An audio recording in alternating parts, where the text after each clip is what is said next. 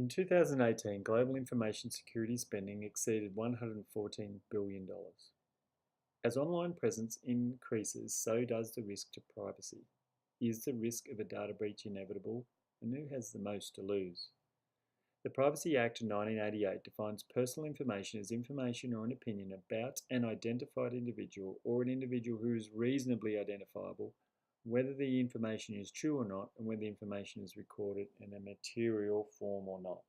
The OAIC defines a data breach as the unauthorized access, modification, disclosure, misuse, or loss of personal information held by an organization.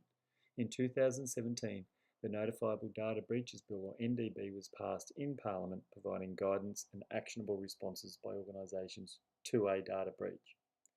The NDB applies to data breaches that involve personal information which is likely to result in serious harm to an individual and is known as an eligible data breach. Mostly, data breaches are caused by types of malicious action, human error, failure in information handling, and security systems.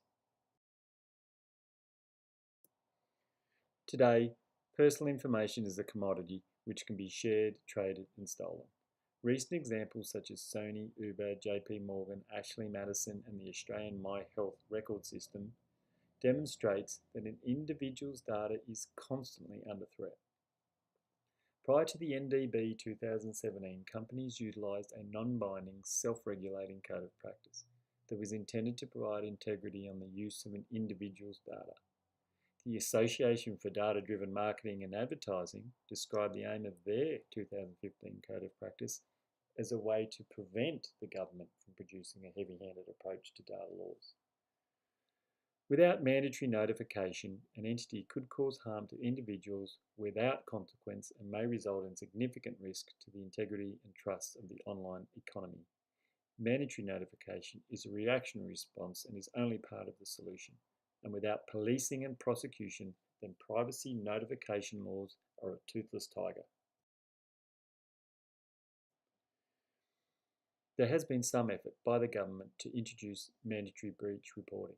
In 2013, the Privacy Alerts Bill was drafted with the intent to provide mandatory notification laws, but expired due to the cessation of RAD in September 2013. In 2014, the Enhancing Privacy Protection Bill was passed, which forced entities to responsibly manage information. In 2017, the Notifiable Data Breaches Bill went further by legislating mandatory notification of eligible data breaches.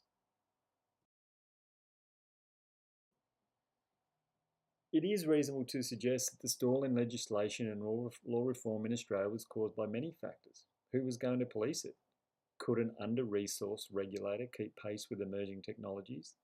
Would the private entities show support or contempt for restrictive laws affecting their bottom line? And if so, what was the cost? Was it in the government's best interest economically? It really wasn't until large data breaches by large international entities and the increased use of emerging global mobile technologies that Australia felt their privacy and safety was at risk. This was becoming a global problem, and the Australian government was compelled to act. Australia has evened up the playing field with California breach and notification laws in recent times. The Attorney General's Office of California requires a business or state agency to notify any resident whose unencrypted personal information, as defined, was acquired or reasonably believed to have been acquired.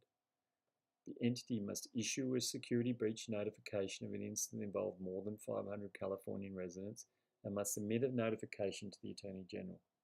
This must be achieved in the most expedient manner.